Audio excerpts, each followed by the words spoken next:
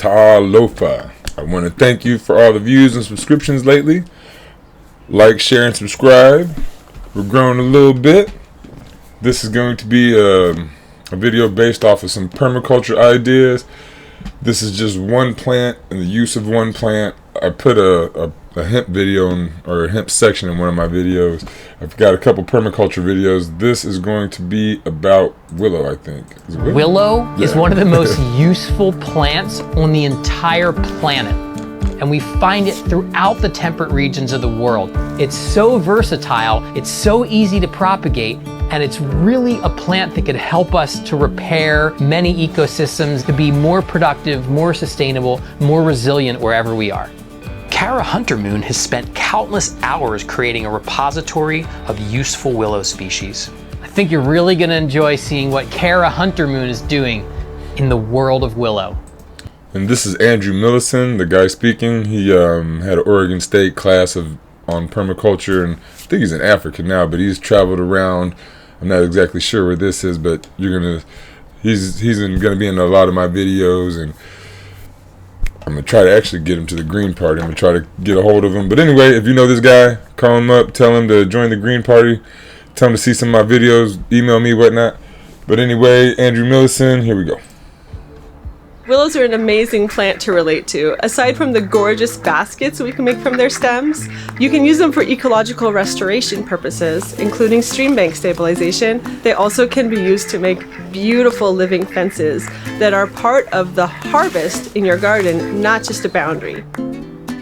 Everyone who walks into my garden, the first thing they really look at is the willow fences. They go, wow, what's that? Is that alive? They're really gorgeous. Why would you put in a metal fence when you can put in a living fence? As soon as you put in a metal fence, it starts to degrade and it gets worse over time. But when you plant a living willow fence, it gets stronger over time. So you end up with something that becomes more functional as it ages. And not only that, but we're stacking functions. So you've got a fence, you've got basket willow material that you cut off your fence when you're maintaining it. You've got habitat, and there's always the sequestering of carbon. We have to be thinking about that in everything we do now. So a willow fence will sequester carbon, and especially the way it gets severely pruned with the pollarding process to maintain it as a fence structure encourages more sequestering of carbon than if we had just planted a row of trees. I think that willow fence is really cool. Willow has a superpower that a cutting of any size will attempt to root. These were planted already in a fence structure, and then as they're being maintained, the stems are getting fatter, and eventually everywhere that the stems cross will graft together, and it will be a solid diamond patterned wall of willow with the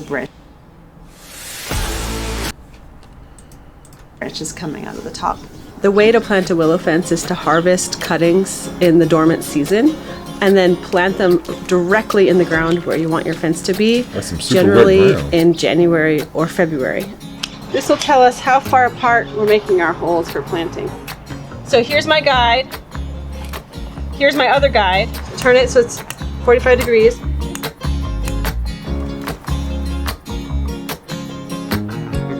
There's different patterns that you can use, but you want to weave the fence immediately when you plant it. So if you're doing a diamond pattern, you're gonna do the in, out, and tie those crossings immediately after you put the stakes in the ground. Each year it will need maintenance, it will need pruning and shaping. If you really want a tight fence, take all the new growth and weave it into the existing fence line. That will eventually create a wall of trunk with branches coming out of the top. Another way is to prune off anything that's not part of your original diamond pattern or whatever pattern you planted, and that will make your diamond pattern get fatter and graft together where it touches itself. And after the second year of growth, that's when you want to start pruning. In the winter in particular, when the plant is dormant, most of the energy is stored underground in the roots. So we could cut this willow all the way back to the ground, and in the spring it would regrow from the roots. This is where we harvested last year, and you can see the cut from this pretty large diameter stem that I cut off here. And this is all the new regrowth. This branch is 12 feet long, and it grew in one season. And there's not just one of these, there's this huge bunch of stems that grew in 1 year. When I cut these off, it's gonna do the same thing again next year. Coppice culture is really important, and all of our ancestors all over the world practiced coppice culture at some point, if you go back far enough in time in history, because the ability of trees to resprout after cutting is really important for keeping ecosystems intact. And unfortunately, we started cutting forests in a way that was not sustainable. So we need to go back to a form of forestry that involves coppice, because when we cut trees with the intention that they will regrow with species that will regrow from the stumps, humans are part of the ecosystem and benefiting all life. Many people are afraid to cut their plants because they think that they're hurting them, but actually... Man, I started growing a food forest, and we had this botanist lady come out, and we have a bunch of trees. She's just grabbing dead stuff, and pulling it off, and I was like... And I didn't say nothing, but I was just looking at her like, what are you doing? And then that was a few years ago, and I've learned a lot about plants since. And the dead stuff you do want to take off, because the plant will send energy to the dead parts trying to save it, but if you take it off, then the plant sends energy to the live parts and just is healthier, right? And so plants are way different. Like, people say I don't have a green thumb. Everyone has a green thumb. You just got you see how many seeds are in a plant? You just got to plant all the seeds. You're going to get like 5 to 100 plants, right? Depending on how many seeds you got. But then you just need to let a few grow. When they grow to a certain size, like 3 months, it's hard to kill a plant at this point. Once a plant is once it's there or whatever, it's hard to kill. So yeah. What happens when you do coppicing or pollarding that resets the plant's biological... But like now I do that when I walk around plants. I just grab all the dead stuff, just pull it off and throw it down. It's just, that's what you're supposed to do. Clock, and it extends the life of the plant. So while you might think many people are afraid to cut their plants because they think that they're hurting them, but actually what happens when you do coppicing or pollarding that resets the plant's biological clock, and it extends the life of the plant. So while you might think, oh my God, no, I'm killing it, actually what you're doing is making this plant live longer. And if you use varieties that are good for basket making, then you have basket making materials right there growing on your fence that you prune off every winter. Underwater basket weaving. The art of creating a basket is to partner with the willow. So you do what you do and the willow does what the willow does, and you end up making something together.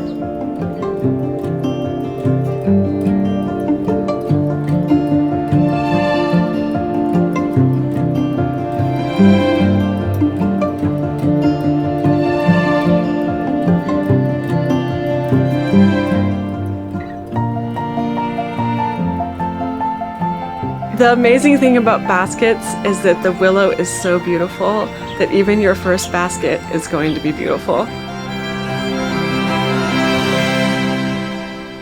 Plastic only became commonly in use in the 1960s. One of the things people used to do before plastic was make a lot more baskets. As we deindustrialize, we're going to be making baskets more. It's going to be really valuable that you have your basket materials right there growing in your garden.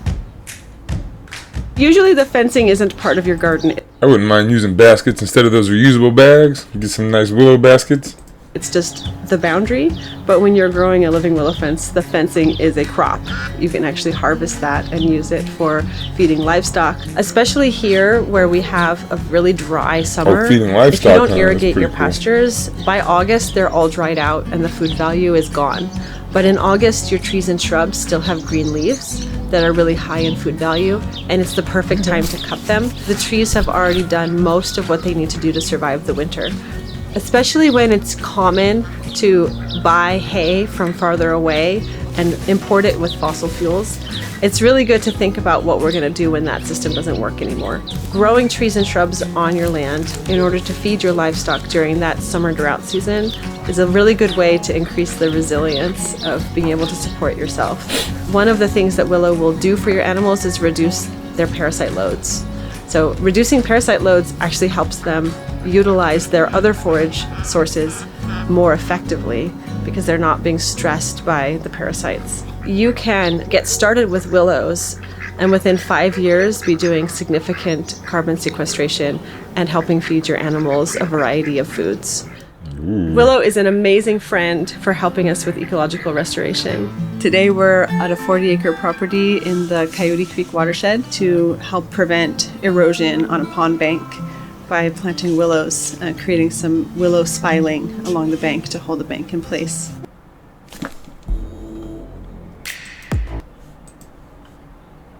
We're putting these stakes in like right up against where there's bank on one side and water on the other side. Water that is rapidly moving against banks will cause erosion. In some places, we actually want that to happen because we want streams to have meanders that slows the streams down and helps the water sink into the ground to recharge the water table. But there's other places where we might see erosion happening that's actually causing damage, and it's not helping the water slow down and may actually be helping the water speed up and leave the landscape faster. So in this case, we have waves that come across the pond from wind, and they slam into one side of the pond and wash the soil down. So that makes the pond fill in, so it makes the pond shallower, and it also erodes the soil away from the roots of the plants that are growing on the side of the pond. Planting willows along that bank can help slow that down and hold the soil in place. Spiling is when you take living stems of plants, often willows, but not always, and you put them in the ground. And then you take more living stems of usually the same plant and weave them in and out. So you're basically making a basket that is rooted into the ground. And then soil will be heaped on the uphill side of that. And then all of those stems will attempt to root into the soil. Usually the ones that are vertical will have a very high success rate in rooting, and the ones that are horizontal will have a lower success rate in rooting. So the horizontal ones have a dual purpose of holding the soil in place now while it's not rooted, and then some of those will root to continue holding the soil later. But even if they don't, the upright ones will root, and that will hold the soil as these horizontal ones die. When we're looking at using biological solutions to the world's problems, willow is infinitely useful. Weaving, basketry, shade, soil building, stream restoration, animal forage in the summertime, erosion control. Willow is such an incredibly useful plant. Willow's a really easy entry point into reclaiming our ability to live on land because willow's so flexible and forgiving.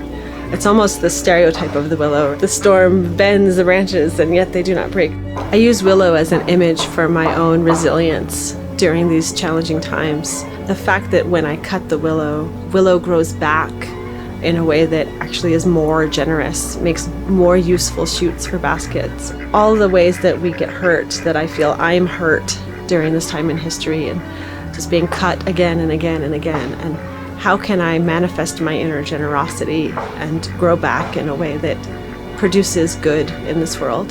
There's so much to learn from willow as we figure out how to belong again on this earth. Are you ready to transform deserts, create lush backyards, and feed communities? In my almost 30 years as a permaculture designer traveling the world, I've put everything I learned into Oregon State University's online permaculture design course, or PDC. The PDC and PDC Pro are the ultimate ways to begin mastering permaculture. Me and my team guide you through over 20 assignments with more than 100 hours of top quality video lectures and resources, all focused on developing your own property or project throughout the course. You'll get personalized feedback from a dedicated instructor in a small group setting. People are always asking me, how can I be part of the solution? This is your starting point. Check the link below for upcoming courses and join us in creating a better world for everyone. See you in class. Watch. Nice. So there you go. There's a permaculture course on the Oregon State website, like I was saying earlier. I watched it a few years ago on YouTube, but I didn't know there was a course like that online, so I didn't do the course. But I watched most of the, I don't know about most of the videos, but I watched a lot of the videos. I'd probably say most of the videos. At the time, I thought I watched them all. I watched all the videos I could find at the time, but I've found newer ones now that I've been watching too. So anyway, that is, what was that? Willow did a little bit about hemp, showed how we could use permaculture to prevent fires. I'll make a, what do you call it, a playlist of permaculture. So yeah, there you go. There you have it. Green Party. This is the stuff we're going to be doing coming soon. So join up. Take that permaculture class. Call the Green Party and take that permaculture class. We need a lot of people to do it. And all right, keep getting your information from across the spectrum.